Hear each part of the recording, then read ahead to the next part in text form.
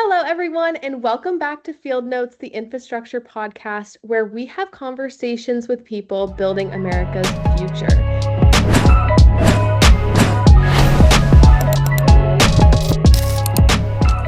I'm your host, Abby Crawford, and today I am joined by Michael Romano, the new CEO of NTCA. Michael has spent more than 16 years helping shape the future of rural broadband, and today we're going beyond just policy talk. We're going to dive into leadership, his personal career journey, and where he sees the industry heading. Michael, congratulations on becoming CEO, and thank you so much for joining me.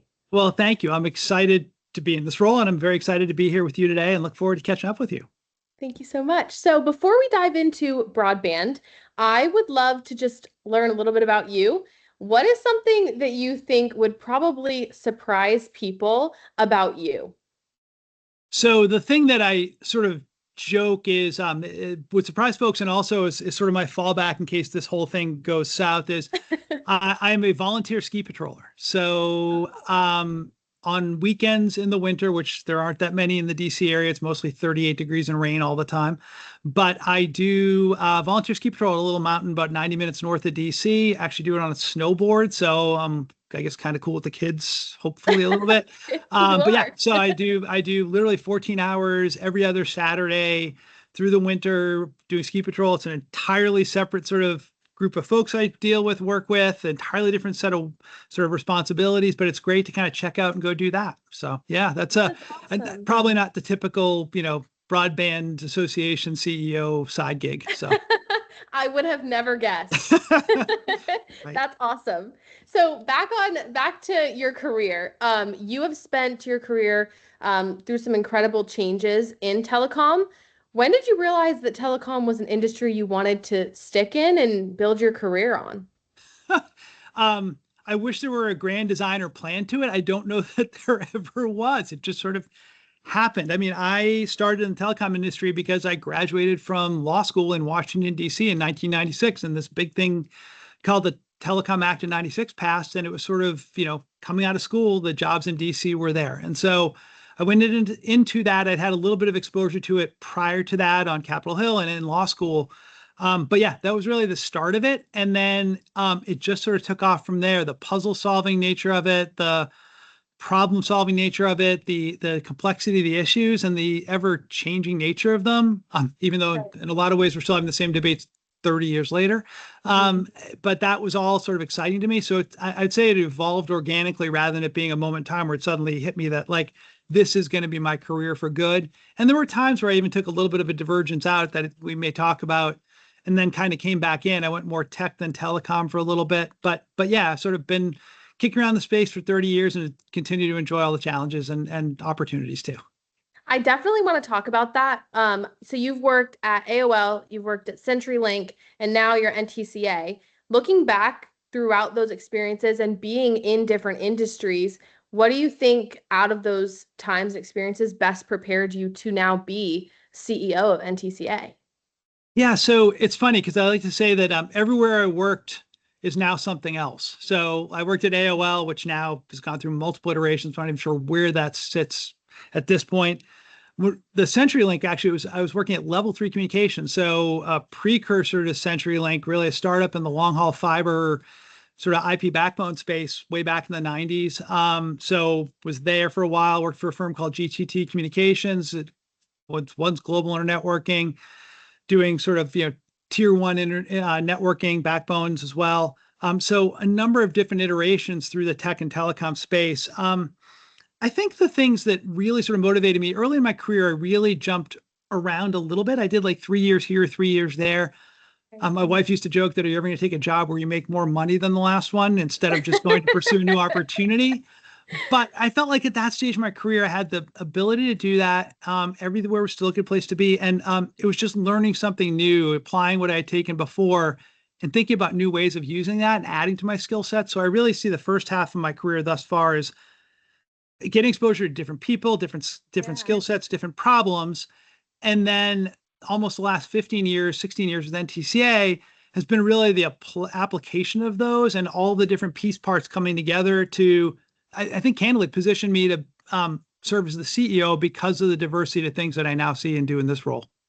Right. That's so cool. And throughout all of that time, I'm sure you have had people that have greatly influenced you and guided you. Are there any people that you would like to share with us that have had a big impact on that journey and on how you view leadership today?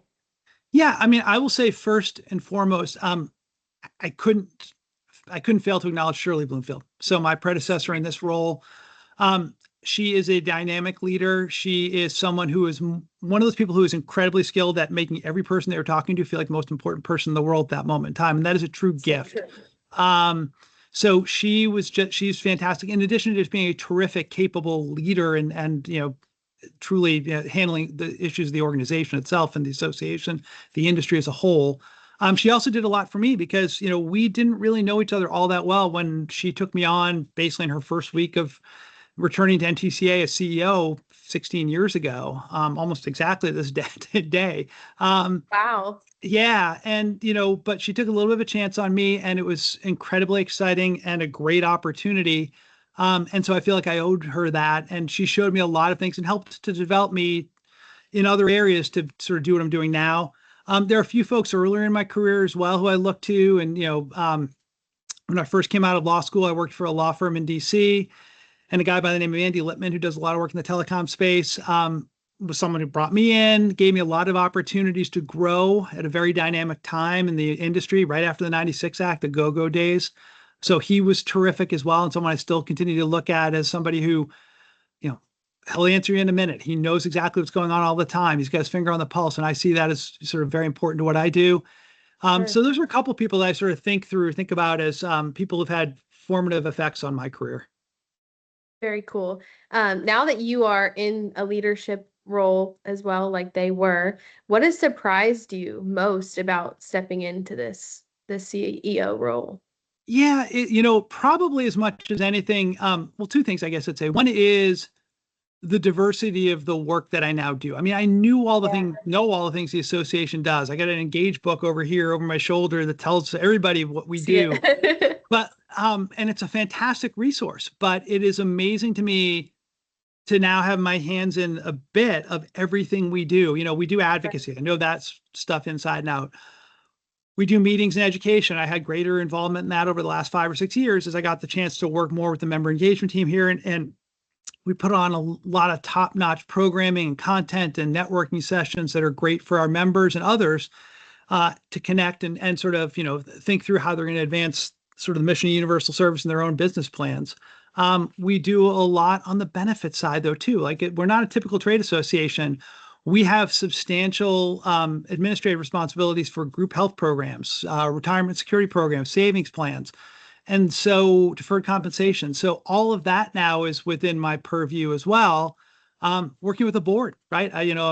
Have not worked directly with a board. I mean, I was general counsel of a company years ago, so I had that, but it's a bit different as the CEO. So that's been a surprise. And then the other thing I would just say too is just the difference. The other surprise is, I still think of myself as just Mike Romano, and sort of, coming into this role, there is a weight that's sort of put upon a leader to make sure that you're thinking through the implications of everything you do, not just for yourself and even what your words say or mean or the weight they carry for others in the association, both staff and members. So I take that responsibility seriously, and that's not a surprise as much as just something that I've had to keep top of mind in a way that, maybe didn't have to before.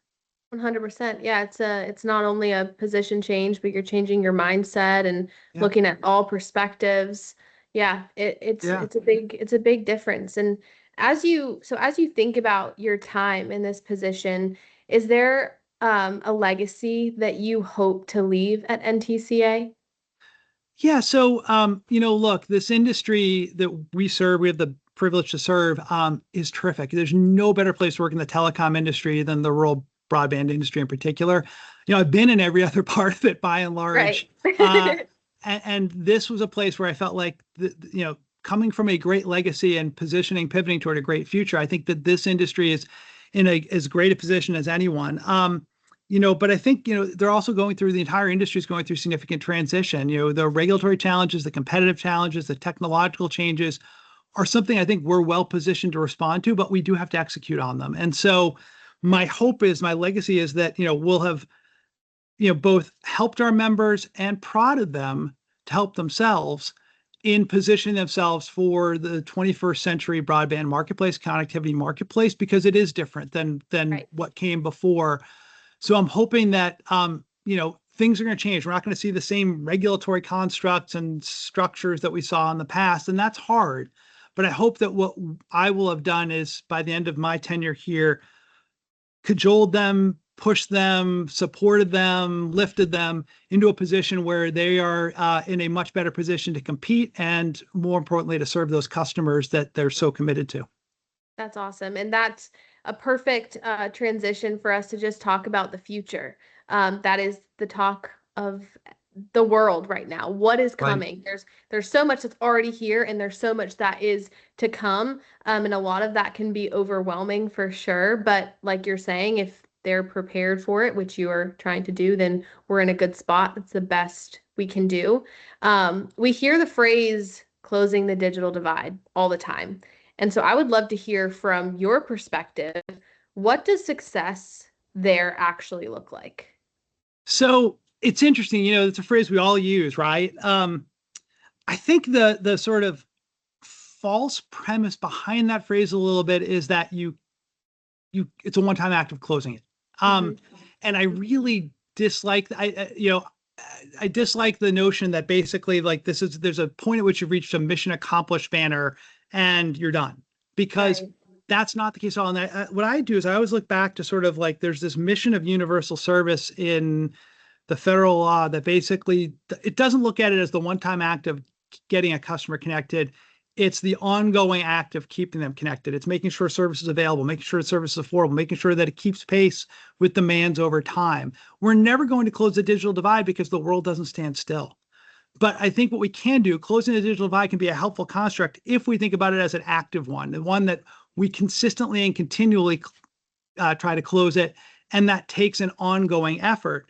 But there are a lot of prerequisites to that, right? Like, one of them has to be, you've got to have a network in place that's going to get those people connected in the first instance. I know that there are a lot of people for years who've been unserved, and the nation's gotten better at getting them served. We're not still there. That's Right. one aspect of closing the digital divide. But then the next aspect is, okay, we've now got these networks in place. Are they networks that are going to keep that digital divide closed in 5 and 10 years?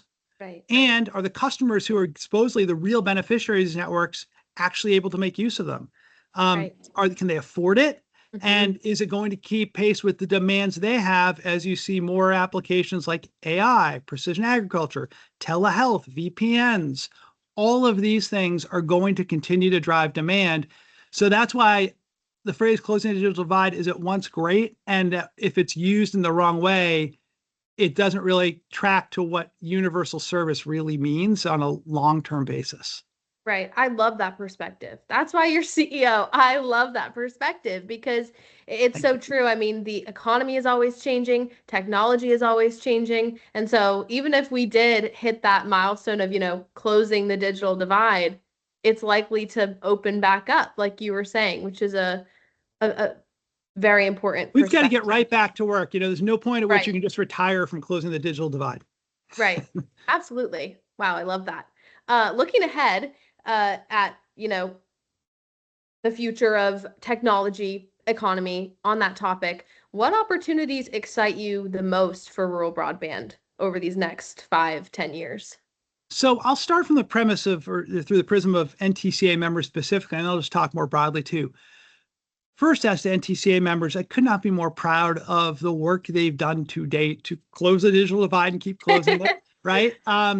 These are folks who are small businesses, community-based providers, who nonetheless have worked to deliver cutting-edge networks that rival what are available in many urban areas, Mm, because they live and sleep and breathe in the beds they make. They're in those communities. They know right. what the consequence is of not having good broadband there versus having good connectivity there. So I'm so proud of the foundation they've built in terms of getting ahead of the curve, making sure that their customers are connected now and into the future, thinking through every day, how do I continue to deliver upon that mission of universal service? So I think they have a great foundation from which to do other things, to innovate, to take those networks and build upon them, offer other services, help their communities thrive and survive, and people relocate to those. So I think from our members' perspective, they've got a great foundation of their networks, their brand names, their history of community commitment, their ongoing engagement in the community, and their interest in innovating. I think those are all great foundations that we want to turn into launching pads for their success. More broadly, in terms of the rural broadband industry, I think what excites me too is we're now starting to, get past that initial stage of closing the digital divide again in terms of connecting those areas that were unserved for so long. Right. The BEAD program may or may not realize all the promise of what it was going to after the way too many twists and turns and delays of it through over time. Prior programs may or may not have fully achieved what they were going to achieve. That's life. I mean, everybody always has something that doesn't quite get you to 100% of the way there. You have an 80-20 problem. But I'm excited about the fact that we're getting closer and closer to solving that remaining percentage. And now that will put us into a place where we really will focus on service delivery. We really will focus on execution. And I look at the foundation our members have made, for example, and that's a place where they really are differentiated. They're not just somebody delivering connectivity. They're delivering solutions that help people connect and do other things with them. And so that's where I'm excited too, is I think as we move into the execution phase of delivering broadband and not just focusing again on deploying broadband, it's a real opportunity for our members to differentiate themselves and for consumers to really realize that promise. I love that. And that brings me to, there's a lot of talk of, what's going on, what's happening with BEAD, what's not happening with BEAD. There's so much, especially if you open LinkedIn. I don't know about you, but I'll scroll down and I see a lot of negativity, a lot of misconceptions. What's one misconception that you think that people still have about rural broadband? So I think probably first and foremost is that everybody out there is unserved, or everybody out there is underserved. In other words, rural America is this backwater of lack of connectivity and what have you. And I think that comes from a few places. One, they think, well, if the big guys aren't serving there, they can't be small companies innovating. By gosh, there's no way they do that. But no, between a mix of community commitment, their own private capital, loans from USDA and the Federal Universal Service Fund, our members have built networks that at this point, 90% of their customers on average have fiber to the prem. 90% of their customers have access to 100 meg service. 80% have access to gigabit level service on average. So these are not technological backwaters. They're places where we still need to commit ourselves again every day to that mission of universal service. But there's this perception out there that rural broadband is an availability problem solely. It's not. It's also an affordability problem. It's a use case problem. And it's something that you have to keep solving every day. So I think the perception that it's a backwater technologically, or should be, that, it's too hard to do, so therefore we should just relegate everybody to lower class service, lower class connectivity. That's not true either. We've got proof cases out there of where you can do it effectively.